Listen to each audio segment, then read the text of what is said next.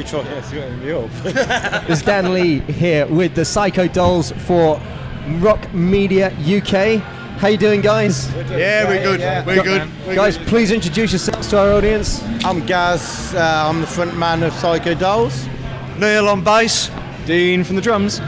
Nice one. Guys, thank you so very, very much for taking the time today. Fantastic performance today, a Hard Rock Hell Sleaze 2019. How was it for you guys on stage? Very exciting. I mean, we're the openers. We didn't know how many crowd, whether a lot of people have been drinking the night before, got an heavy head and that. I mean, I had an heavy head. You always still have a heavy head. Yeah, and a forgetful one most of the time. But no, it's great. It was a pleasure to do Prestatin and then come to do Sleaze, 2 shows. Thanks to Hard Rock Hell for having us. I mean, That's we feel fantastic. very privileged. Well, you guys put on a fantastic show today. You have a lot of energy on stage. Is that something like which is just what gets you going? Like, you know, I mean, so early in the day and with your music. Am I allowed to say that? Yeah. There were no illicit substances used in the dressing room beforehand. We know that. Makeup, that's about it. I think the adrenaline kicks in when you're on stage and it just picks up. I mean, as I said on stage, I'm no spring chicken. I've been doing this game for years. But I think the crowd pushes you along. You did have a really good crowd today as well. Yeah. It was early, but they were For really me, good. energy-wise, I've always been a believer from a fan point of view. If I can see a band on stage having fun, moving around and enjoying himself, it comes back. Yeah, and yeah. then the crowd send it back out again, so you see the crowd enjoying it. Yeah. So it just escalates. Yeah, I mean, you know, I've always thought I would never be a bass player that stands at the back by a cab and just sits there. And you know, from the start, I wanted to be out there and I wanted to be moving around, make the most of whatever stage you've got, whether it's a real good side stage like this or a smaller one. You try and make the most of it. And hopefully the crowd see you're enjoying yourself and you're thinking they're going to enjoy it more and enjoy the set more. So it works both ways. I mean, you guys started in 2015, is that right? Something like that. Yeah. 2015, and like, you know, so what's the last year been like for you as a band? I think this year is probably with gigs, important gigs like Hard Rock Hell. It's like we've achieved so much in the 4th year of actually being formed, and I've been in bands for 15, 20 years, and they haven't moved up the ladder. I mean, so the chemistry and what we actually have got seems to be working. And what material we try to get everybody involved. Yeah. I mean, we are a band that likes crowd participation, as you probably have gathered. Yeah, yeah. And I'm a person who can't sit still and have to keep moving around myself. I think this year it's all just kicked in. The chemistry's there. We've got lots and lots of ideas. I mean, we are quite theatrical as well as a band, which obviously we can't show on this stage, but we're performing in front of people that probably wouldn't necessarily come to our shows. And hopefully that will change after they've seen us. Well, tell our audience a little bit about that then. What do you sort of mean? What is the sort of stuff that we wouldn't be able to see at Hard Rock Hell? I mean, we have a lot of theatrical, like a lot of other people working their set, we used to have nuns coming on stage with burning Bibles. I know it sounds very Alice Cooper-y, but then saying that, people have said a lot about connections, whether I was like Alice Cooper and that. I've changed my makeup appearance from I was last year. The guys have just stayed the same, but I had all shaved head and I had just pure white face with cracks down me. But I felt as a person I couldn't connect with the audience. Right, because okay. I was probably very scared, too scary for and I'm a people person and I like to interact with them. And they like to interact with me, as a few females did, actually. Probably more than they should have, actually. You're just bragging now, aren't you? Yeah. Or you're wishing. But I'll probably be in a divorce courts on Monday morning. But no, I mean, we just like to have fun. Yeah. We're never going to be millionaires. Are people kind of shocked when they see how friendly you guys are? You know, because you got quite an intimidating look about yourselves. Yeah. But Yeah, does it surprise people? Sometimes the makeup, the contacts and things, they can form a barrier, as well as being like the war paint. You're preparing yourself mentally for going on stage and doing what you do. But sometimes that can act the other way with some people. You get to know us, we're just like fluffy little puppies, really. Yeah, right. We had to laugh when the first year we had the makeup on. We played a charity festival, and it was outside, and we were allowed to use the changing rooms. Yeah. So got all the gear, we piled into the changing rooms, we all got made up, the rest of it. I mean, because it was outside, it was a beautiful hot sunny day, and there was families and kids and all the rest of it knocking around, enjoying themselves and having a laugh. We went in, threw all the gear on, and we came out and we walked across to where the stage was, and you could see everybody going, what the is going on here? They must have thought there was some mad Norwegian death metal band coming to play or something. And obviously you get on stage and you're playing something completely different to what the look likes. Yeah. So no, yeah, we had a really. I mean, we've been fortunate. We've had some really good gigs. And I think for me the makeup is more of an extension of my personality, if you like.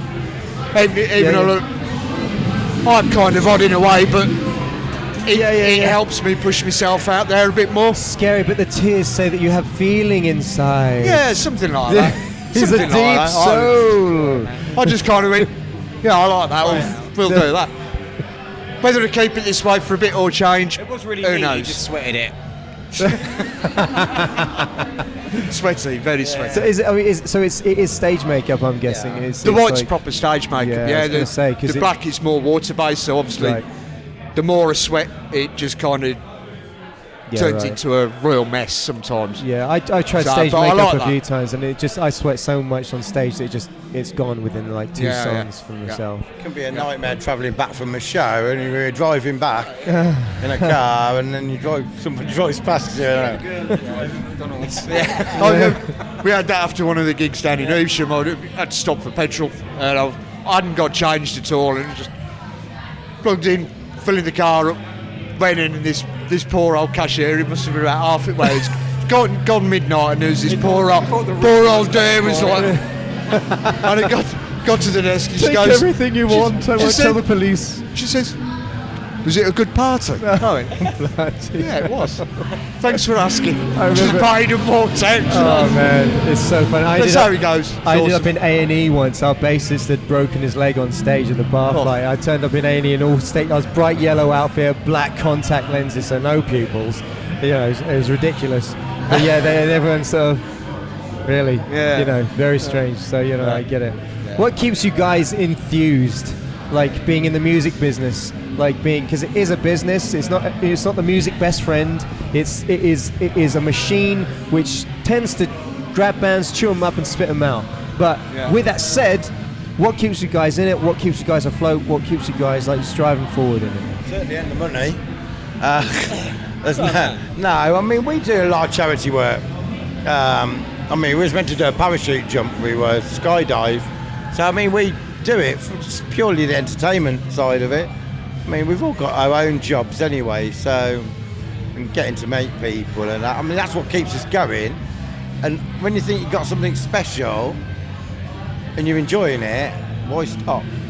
Yeah. I mean, For me, it's kind of saying no to like homogenized, condensed, kind of sickly, sweet, kind of, this is what you will drink today, this is what you'll have today. It's like, I don't want that commercial stuff. I want to do something that comes from the heart and comes from what we do and our feelings for our friends and our family and what's going on in lives and what we see going on. It's all the songs have stemmed from what's touched our lives and what we've seen and done over the time. So That's fantastic. It's really good. So how does it work with the writing process with you guys? Are you a band that gets together and just jams it all out and just like kind of goes for it, or is it more of a delicate process? Yeah, it's kind of,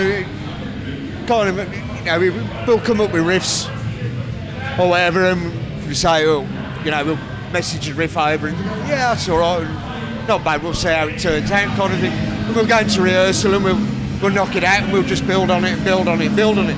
And if we're happy with them, this man here will come along and throw some weird and wonderful lyrics to it. And Yeah, I would just say to him, play what you got, I'll have a listen to it, and I will just sit down, hear it, and I'll say, oh, I can do something with that, give me a few minutes, and then I'll bring out a verse, chorus.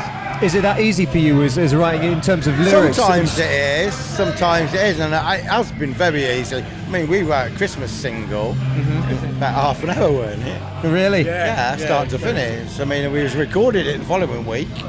I mean, that went out for a charity single. So some songs are easy. I mean, I worked obviously with previous bands, but I was co-writing for material for them, but it didn't work as easy. I mean, I sit at home with my guitar and have a thing. I think, oh, that's all right. I'll record that, bring it to the table the following weekend and that. But I mean, these guys come up with such catchy ideas as well. Aaron does, the guitarist. I mean, he's a very talented young guy. Yeah. So I mean, but I think everybody's input makes it a lot easier. Yeah, right. And I try to look for that catchy chorus. Yeah. Because the catchy chorus is what they're going to remember when they go home.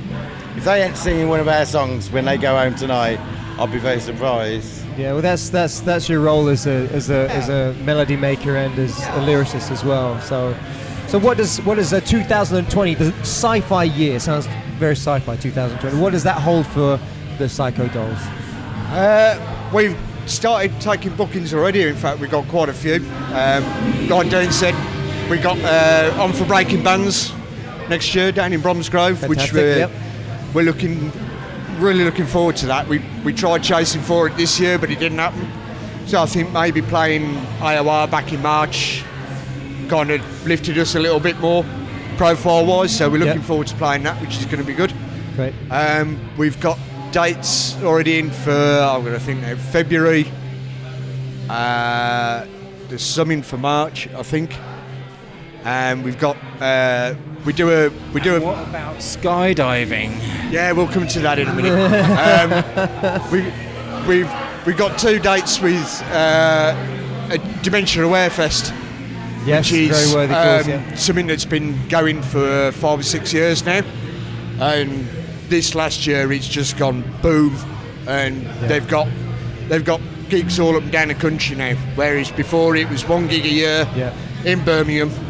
Now they've got Wolverhampton, they've got Newcastle, London, Birmingham, Wales, Kent, Cannock. I'm sure there's somewhere else, but I can't think. But that's, to us, that's an important thing. Apart from the cause itself, you know, these guys are non-profit. They're doing it, you know, for no money. And the guys work so hard at it. You know, you've got to take your hat off to them because they work. Yeah. It's amazing, really, and it's a pleasure for us to help them out. Good on you guys. We find our fans come and support us on a weekday when, I mean, some venues on a Wednesday or Thursday, and they turn up, they take their time to come and see us and pay money to come and see it. You know, I mean, this is our way of giving something back and helping others. I think that's something which I really hear a lot of the greats say. Whatever you want, give back, and then you receive. You know, I think that's fantastic. I mean, they supported us. Sorry. We'll support them, and because they're giving us their support. I mean, loyalty is a very special thing. So absolutely. So yeah, I mean, we're excited for next year. I could do with a few more outdoor festivals. Yeah. I mean, hint, hint. Anybody watching? Book us now. Book us now. Benno. Get us. Okay, guys. Thank you so very much for taking the time today. Congratulations on such a great show. We wish you all the success for 2020. Thank you very much. It's been a pleasure. God bless you guys. See you later.